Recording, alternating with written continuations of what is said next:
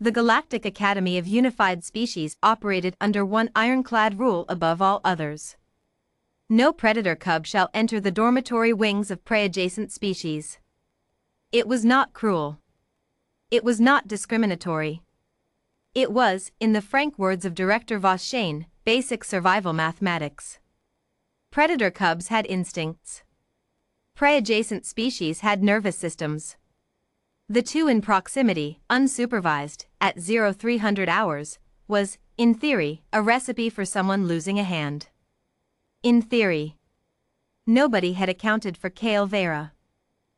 Cadet Mara Ellison discovered the problem at precisely 0312 hours when she rolled over in her bunk and her elbow made contact with something warm, dense, and breathing.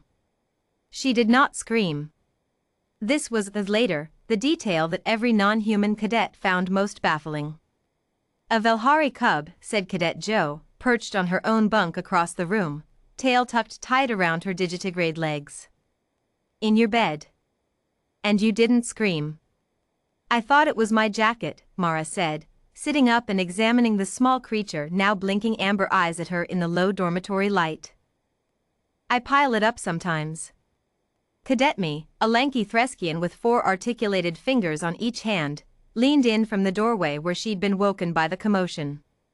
Your jacket, she repeated flatly, does not have ears. These are very flat ears, Mara said, in her defense. They were, in fact, not flat. They were large, tufted, and currently folded back in the universal predator cub posture that meant, I have done something I was told not to do and I am very aware of this fact. Kale Vera, son of Commander Reth Vera, 4th year advanced tactics, apex predator of the Velhari Reach, was approximately the size of a large house cat and currently occupying 1/3 of Mara Ellison's pillow. He was also, unmistakably, purring. Cadet New York arrived next, drawn by the noise, her bioluminescent frills cycling through alarmed yellows. Is that a Velhari juvenile? Why is it purring? They only purr when they feel safe. Why does it feel safe? Maybe it likes me, Mara said. New York stared at her. You are a warm-blooded biped who smells like copper and cortisol. You are, technically, adjacent to prey classification. I'm going to choose not to be offended by that. You should be afraid by that. Mara looked down at Kale. Kale looked up at Mara. He butted his broad, fuzzy head against her forearm with a sound like a small engine running. He's fine, Mara said. Look at him. He's fine. Cadet Dai, who had been silent in the corner with a datapad recording the entire incident for what she later described as historical documentation, lowered the device. Mara. He has 3-centimeter retractile claws. Retracted, though. They are retracted at the moment. Then we're good. The problem, and there was, it turned out, a significant problem, was that no one knew how Kale had gotten in. The dormitory wing required a biometric pass. Velhari cubs did not have registered biometrics because Velhari cubs were not supposed to be anywhere near the dormitory wing.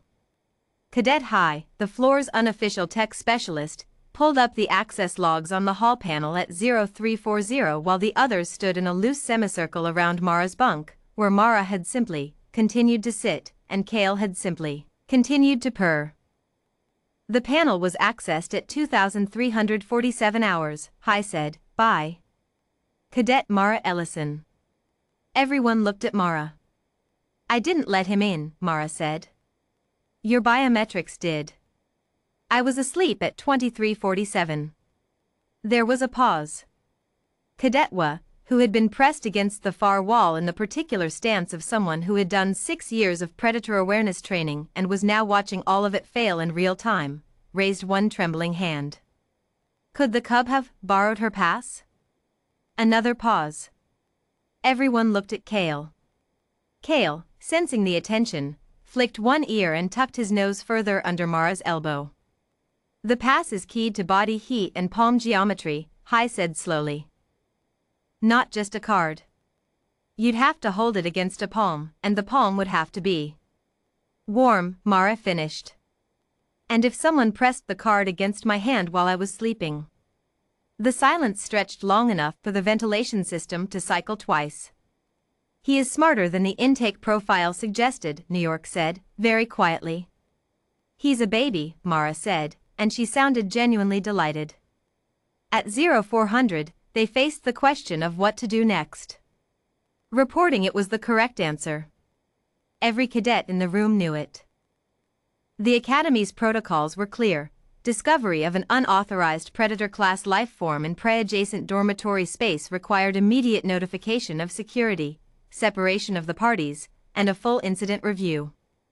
If we report it, Joe said, Kale gets a behavioral flag on his record. He's 4 months old, Mara said. Velhari mature faster than humans. He's technically a juvenile, not an infant. He used my key card, Mara said. Like a tool. That's not a behavioral problem. That's advanced cognition. Advanced cognition in the wrong wing of a starbase, Dai said. Advanced cognition applied to finding somewhere comfortable to sleep. That's not aggression, that's problem-solving. Cadetme sat down on her own bunk and put her head in 4 of her hands. You want to protect him. I want to not ruin his record for being curious and a little lonely. Mara looked around the room. His father is on a 6-month deep-range mission. He has no primary guardian on station. He is 4 months old, he found a warm place, and he went to sleep. That's not a threat assessment. That's a kid. The room was quiet. Hai pulled up the behavioral protocols on her datapad, scrolled, and then very deliberately put the datapad face down on her bunk. The reporting window, she said carefully, is within 2 standard hours of discovery. It's been, New York checked her chrono. 49 minutes. So we have time, was said, still pressed against the wall, though she had, in the last few minutes, slid 6 centimeters closer to the bunk. We have time, Mara agreed. What followed was, by any measure, a remarkable display of interspecies cooperation. Joe, whose species had exceptional spatial reasoning, quietly mapped the dormitory layout and identified 3 additional access points Kale could have used, none of which were on the official security grid. Mi used her pad to cross-reference Velhari juvenile behavioral studies and determined, with some satisfaction, that Kale's purring was a contact bonding response and that he had almost certainly chosen Mara specifically, not randomly. New York, against every instinct her species had developed over millennia of coexistence with Velhari, sat close enough to observe the cub and noted that his pupils were round, not slit. The voluntary non-threat posture his kind used when they wanted to communicate, I am not hunting you right now. Dai kept recording, because someone had to. Hai drafted a maintenance report for the door panel, flagging it as a calibration anomaly, which was not technically untrue. And Wa, who had spent 40 years' worth of evolutionary programming slowly losing the battle with her own curiosity, finally crossed the room, sat on the edge of Mara's bunk, extended one careful finger, and let Kale sniff it. He sneezed on her. She decided this was fine. At 0530, 30 minutes before the reporting window closed, Mara very gently picked Kale up. He went limp in the way that suggested this was not his first time being carried, and walked him back to the predator cub housing block herself. The duty officer, a tired Gasari on her 3rd consecutive overnight, looked up from her station. Looked at Mara. Looked at the cub. Looked at Mara again. He got out, Mara said simply. How did he get out? He's very clever. The duty officer looked at Kale. Kale looked back at her with large, innocent amber eyes, and his ears were very forward and very alert. There's no flag on his record, she said slowly. No, Mara agreed. There isn't. A long pause. I'll update the door calibration on his housing block, the duty officer said. That would be smart, Mara said. She set Kale down on the duty officer's desk. He immediately stepped onto the woman's datapad, sat on it, and began to purr. Mara turned to leave. Cadet. She stopped. He chose well, the duty officer said, and she was not looking at Mara when she said it.